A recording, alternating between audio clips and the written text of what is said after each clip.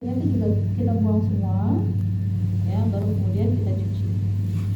Luka sobekan tidak ada kehilangan jaringan, ya, sehingga tidak perlu kita rangsang granulasinya. Jadi cukup kita bantu dia menyatu satu sisi dengan sisi lainnya, menyatu rapat, maka akan terjadi reepitelitas. Ya. Oke, ini bayangin tidak di situ. Karena ini agak susah nempel. Oke, itu agak susah. Oke, kita cuci lukanya. Biasanya sih nggak perlu pakai baskom, ada bengkok. Cuma karena nggak ada bengkok, bisa pakai bengkok ya. Oke, kita taruh bengkok, kemudian kita siram. Tidak perlu pakai sabun. Ya, kenapa netes? Orang ketipu posisi tutupnya nggak pas. Jadi tidak perlu pakai sabun kalau luka akut, kecuali lukanya kotor. Contohnya lukanya kotor misalnya apa? Ya, misalnya kena aspal, kena tanah, kena air kotor, air hujan. Nah, baru kita kasih antiseptik ya. Tapi kalau enggak, kita cukup irigasi aja ya, kita irigasi. Atau kita bisa menggunakan kasa. Ini tadi prosesnya anti luka. Yang gampang aja.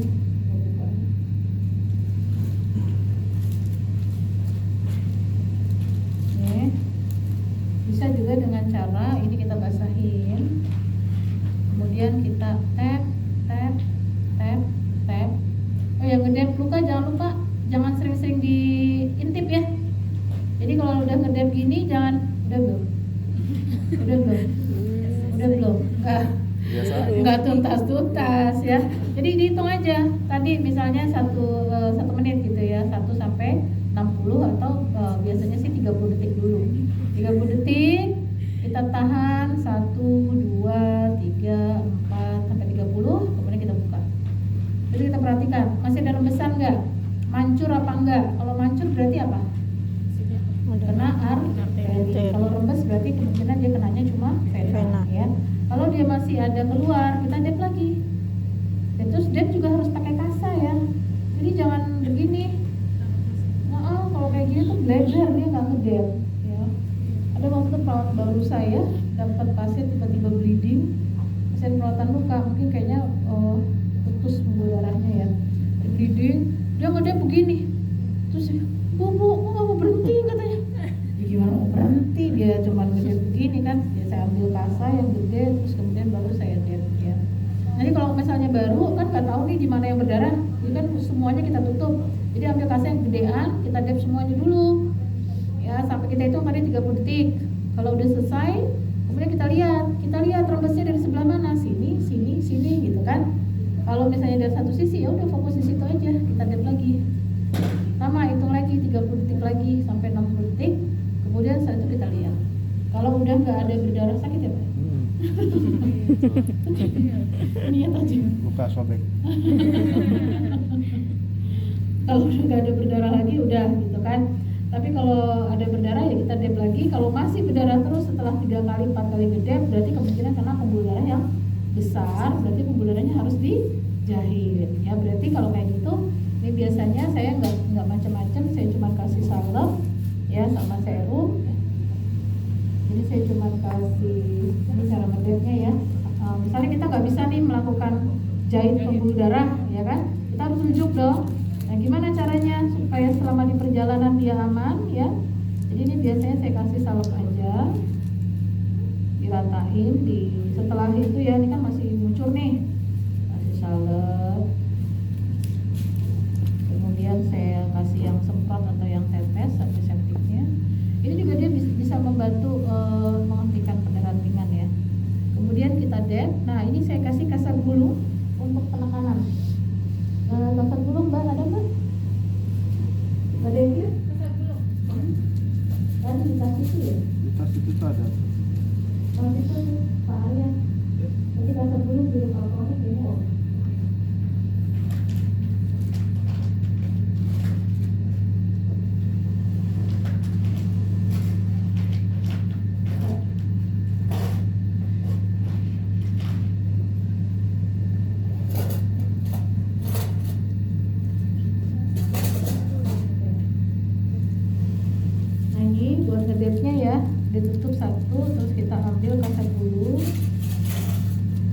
buat neken di sini. Kemudian setelah itu baru kita gulung. Ini untuk sementara, balutan sementara sampai kemudian dijahit. Nah, cara menggulungnya supaya tidak terjadi penekanan seluruhnya. Jadi bagian atas yang ditekan, yang bawah jangan. Karena beda dan tahannya. Tekan, kemudian yang bawah jangan. Kemudian tekan lagi, yang bawah muter aja biasa. Tekan lagi, putar biasa. Kalau supaya nggak nekrosis ya, tekan terus putar biasa. Kalau kita tekan seluruhnya kan dia jadi apa namanya, mati kan, pembuluh darahnya jadi nekrosis tadi. Nah ini ya, kalau perlu, kalau masih kurang, masih rembes, tambahin lagi, digulung seperti ini. Tujuannya untuk memberikan kompresi sampai dia kemudian dijahit pembuluh darahnya. Kalau misalnya ternyata dia tidak ada bleeding masif, tidak mengenai pembuluh darah besar, jadi kita bisa langsung rawat ya. Oke. Nah, ini kita bisa langsung rawat.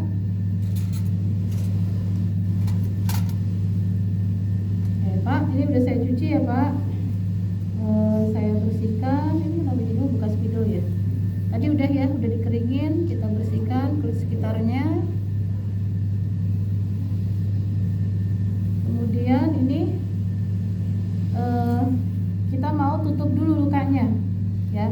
Jadi transparan film itu ada yang bentuknya lembaran, ada yang bentuknya disemprot kayak gini. Ada satu lagi yang bentuknya kayak kapas alkohol.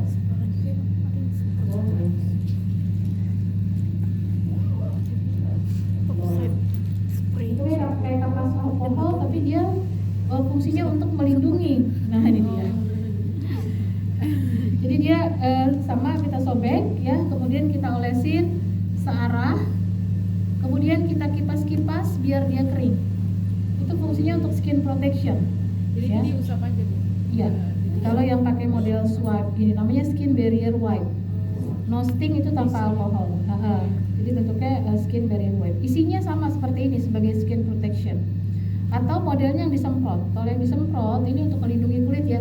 Tapi nggak cuma di luka akut, luka lain juga bisa ya. Luka kronis juga bisa ini sebagai skin protection. Kayak yang tadi kemerahan di pasien DM tadi juga bisa. Ini kita semprot.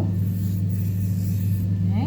Terus kemudian kita kipasin sampai dia mengering. Ya. Atau mau pakai ini juga boleh. Ini kalau kita melihat kulit sekitar lukanya merah ya, stadium 1. Karena proses peradangan atau infeksi. Nah, terus kemudian ini udah saya kasih skin protection. Kemudian kita mau pasang tape-nya. Nah, tape-nya biasanya beda ukuran, beda harga ya. Ada yang tape yang model tape, ada yang model clipper seperti ini. Ini namanya clipper. Ya, jadi ditempel, terus ditarik, dirapetin. Ini lebih enak, tapi harganya juga lebih enak juga. 10 kali lipat dari harga ini. Jadi saya sukanya pakai yang ini ya. Nah, ini bisa dipakai untuk beberapa kali, biasa saya gunting 2 seperti ini. Caranya, ini kalau udah seperti ini, kemudian kita tinggal pasang. Jangan dikasih apa-apa dulu ya. Jadi masih udah kering kulitnya ya. Ini kita rapetin, kita rapetin, terus kemudian kita pasang. Nah, kalau pakai ini kan harus dirapetin ya. Kalau ini nggak perlu dirapetin, ditarik udah narik dia ya. Ini rapetin, kemudian kita pasang. Jarak antara satu tape dengan satu tape lainnya nggak ada ketentuan pasti. Nah, kita bisa menggunakan dengan teknik tape ini untuk luka stadium 3. Jadi kalau dia sudah stadium 4 sampai fasia, baiknya fasianya tetap dijahit dulu, atasnya baru ini. Keunggulannya apa sih pakai ini? Mengurangi Minimal bekas luka. Jadi nggak ada bekas lukanya. Pernah tahu lihat tanding tinju nggak? Lukanya pada sobek-sobek kan? Cuma pakai ini doang. Makanya muka dia nggak ada bekas jahitan. selesai, kemudian kita tutup lukanya. Ya, primary dressingnya biasanya saya kasih ini dengan salep 3B aja karena ini cukup efektif ya. Mau pakai tule boleh, mau langsung kasa juga boleh. Sebenarnya kita pakai tule ya. Tule ini nggak wajib sih kalau udah pakai salep 3B ya, kecuali belum pakai salep 3B. Ini tulenya bukan mengandung antibiotik ya, jadi bukan kayak Supratul. Kalau Supratul itu antibiotik dia. Jadi cari yang tidak mengandung antibiotik itu banyak. Enggak, Bactigras nggak ada antibiotik. Dia adanya itu apa namanya? Chlorhexidin ya? Chlorhexidin. Bukan antibiotik, antiseptik. Chlorhexidin. Nah, ini biasanya saya pakai bungkusan tadi bekas kasa yang ini nggak dibuang. Ini saya buat pegang. Nah, gitu. Buat pegang. Terus kita kasih nih. Ini nggak wajib kalau udah pakai 3B ya, bisa langsung kasa ya. Ini cepet 3B itu saya suka banget di luka akut karena cepet mengatasi sakit, nyeri. Buat ambeien juga bagus. Buat luka-luka baru tuh cepet banget deh. Luka-luka lecet apa, diuminin aja seharian, besok udah rapat. Jangankan seharian ya, kalau nggak terlalu dalam tuh 2 jam, 3 jam udah rapat biasanya. Dan tidak meninggalkan rasa sakit. Terus antiseptiknya kita boleh kasih kalau misalnya kita curiga kemungkinan ada infeksi ya. Nah, untuk luka akut nyamannya tuh diaplikasikannya di sini supaya pasien tidak perih.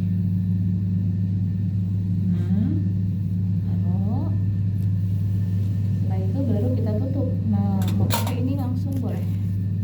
Transparent film.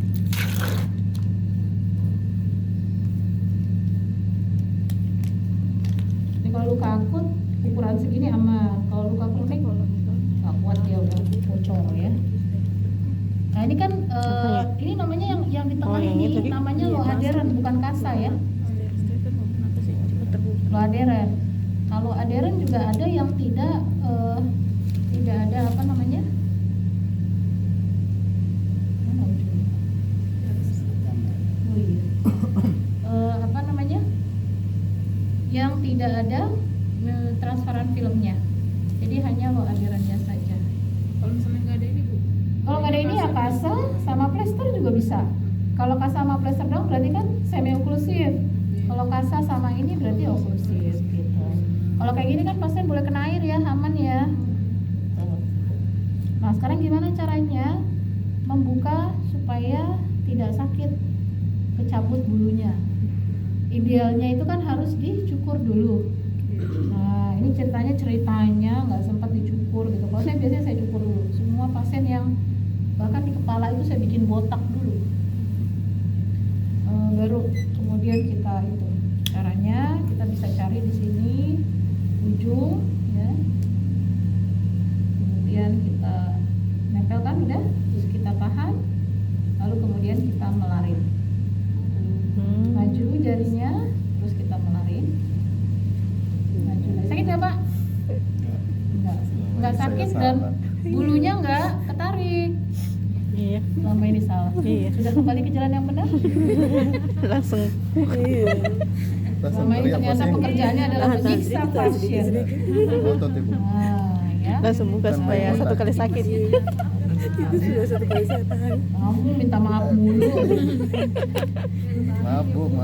Langsung biasanya langsung tarik supaya satu kali sakit katanya. Sedikit aneh, sedikit. Sedikit jadi. Nah, Banyak kesalahan. Sedikit nggak selesai. Karena pasiennya pasrah. ini nggak ketarik, nggak ke waxing. Ternyata ada tekniknya. Nah, gitu. Itu namanya pelatihan gunanya. Siap. Tapi nggak ada di textbook ya. Iya. Nah, udah nanti ganti berikutnya ini dicopot lagi, pasang lagi, bersihkan. Nah, cuci lagi. Tapi ingat, kalau punya luka sobekan, jangan pernah mencuci dibuka. Kenapa kira-kira? Sobek lagi. Iya. Orang udah mau rapet, kenapa dibuka-buka? Buka lagi. Ya, jadi Cukup hanya di tap, bersihkan sekitarnya, udah.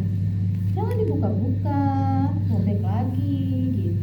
Kalau anu Bu, lukanya kotor, Ya. Nanti kan dengan antiseptik dia akan terdorong keluar. Misalnya kalau ada pasir ibu atau Iya, kayak ada pasir-pasir ya. betul. biasanya kan dokter nak kuret-kuret ibu sambil disiram sama NaCl baru sambil dia kuret-kuret. Dibersihkan di dalam lukanya, Di dalamnya. yang dalam. Satu kali aja di awal nggak apa-apa, tapi jangan setiap kali Ya, buka. maksudnya satu kali. Ya, Satu kali di awal Kali kita pasien. lihat kotor nih Iya. lukanya. Iya. Bolehlah kita kasih irigasi, kalau bisa sih irigasi aja, disuap sedikit, udah. Itu kan nyeri banget itu. Iya betul. Saya udah ngilu. Kalau saya sih prinsipnya gini, tubuh itu selalu akan mendorong kotoran keluar. Iya dong, benar sih. Dia ada reaksi yang namanya inflamasi peradangan kan. Jadi kita kasih antiseptik aja, nanti dia akan membantu tubuh untuk mengeluarkan kotoran dengan sendiri. Itu kan konsep otolisis begitu. Jadi tidak perlu menyiksa